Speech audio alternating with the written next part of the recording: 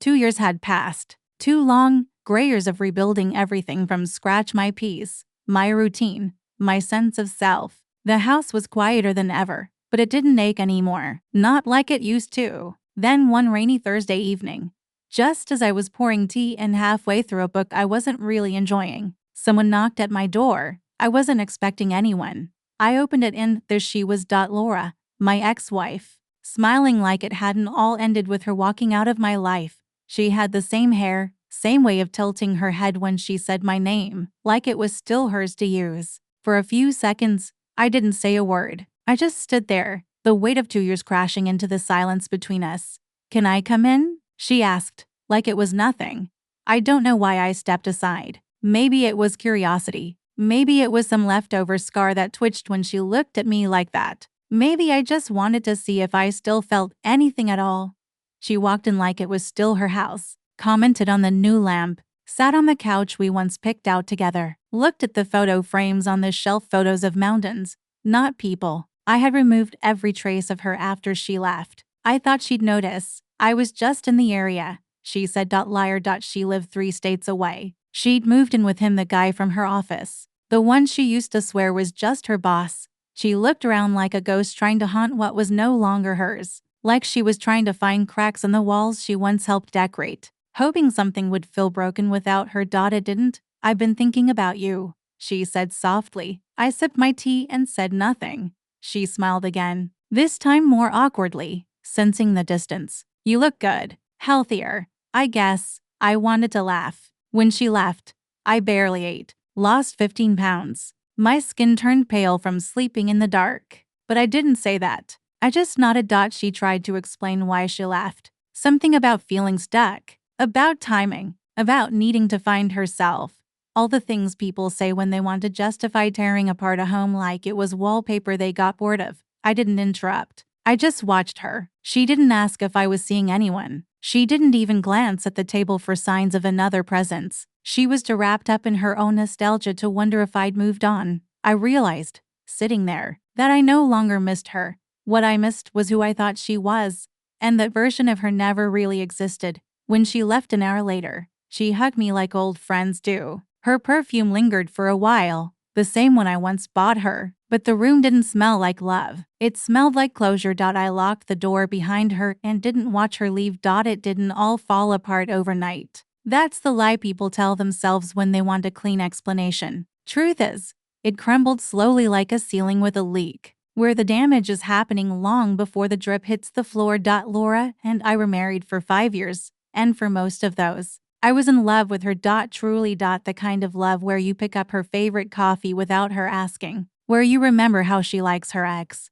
where you pause your movie so she can rant about her day and you don't mind, where your body still turns toward her in bed, even after an argument. But looking back now, I can see it. The way her laugh got quieter, the way her phone stayed face down, the way her girls' nights became more frequent, and her hugs more distant. One night, she came home smelling like a stranger. She didn't even try to hide it. Her hair was damp, not from rain, but from a shower that didn't happen at our place. Her tone was flat, like she was reporting a weather update. She didn't ask about my day. She didn't kiss me goodnight. Instead, she sat on the edge of the bed and said, "I think we need a break."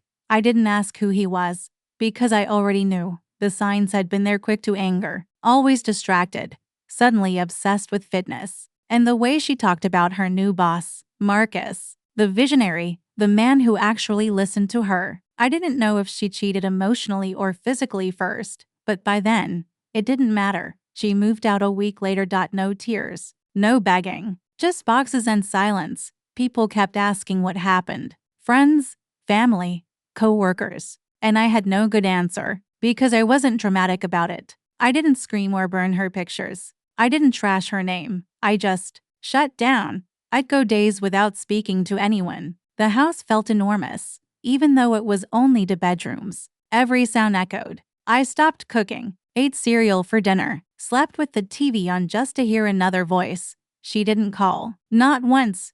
Not to check in. Not to apologize. She vanished, as if 5 years together had been some passing dream. And in her absence, I did something I'd never done before. I let myself feel everything. The bitterness, the shame, the humiliation of knowing she left me for someone she met at work, the sting of realizing I didn't see it sooner, the loneliness of sitting at our kitchen table with only one plate set. Some nights I'd scroll back through old texts, back when she called me babe and sent me pictures of her lunch. I'd look at her handwriting on an old birthday card and wonder when that woman disappeared and how long I'd been lying to myself, hoping she'd come back. But the worst part, I still loved her, even after she left, even after what she did. Love doesn't disappear just because someone betrays you. Sometimes it lingers like smoke after the fire's out. You can't breathe it, but you can't ignore it either. Still, I never called her, not once, because some part of me knew if she wanted to come back, she would have. And if she didn't, then I deserved better. It took months, nearly a year, for that grief to soften, to stop waking up with a tight chest, to stop waiting for her to walk through the door again like she had earlier this week. But when she finally did, I wasn't the same man. She left. Somewhere between grief and acceptance, time just blurs, days bleed into each other. I get up, work, eat, sleep, and repeat it all like it mattered. But nothing really did. Not back then. Until one day, my phone rang. A number I hadn't saved, but I recognized it immediately. Lily, Laura's best friend. We hadn't spoken since the divorce. She was always polite, warm even, but she kept her distance after Laura left, probably caught in the awkward middle, unsure of loyalty. I didn't blame her. Hey, she said, almost shyly. I just wanted to check in. I heard you moved back into the city. Her voice hit different, familiar, but gentler than I remembered. I assumed it would be one of those quick, courteous conversations, something she'd do out of obligation. At WAS in single quotes T. We ended up talking for over an hour. Nothing dramatic, just catching up.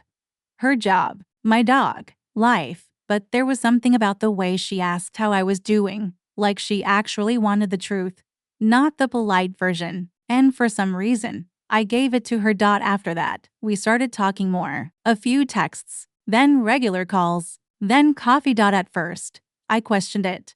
Was this wrong? Was I crossing some kind of invisible boundary? But it didn't feel like that. There was no flirting, no hidden agenda, just a people who had been burned by the same fire, learning how to live again. She had her own wounds, said she'd been betrayed by someone she trusted too. And together, we sort of stitched our pieces into something resembling normal. She never spoke badly about Laura. That surprised me. Instead, she listened when I admitted I still sometimes dreamed about the way Laura used to hum while doing dishes. Listened when I confessed I couldn't walk past our old anniversary restaurant without feeling sick. Listened when I said I felt stupid for still missing someone who shattered me. And she didn't say, "You'll get over it." She said, "It makes sense." You gave her everything. That night, something cracked inside me, but not in a painful way. More like the cracking of ice right before it melts.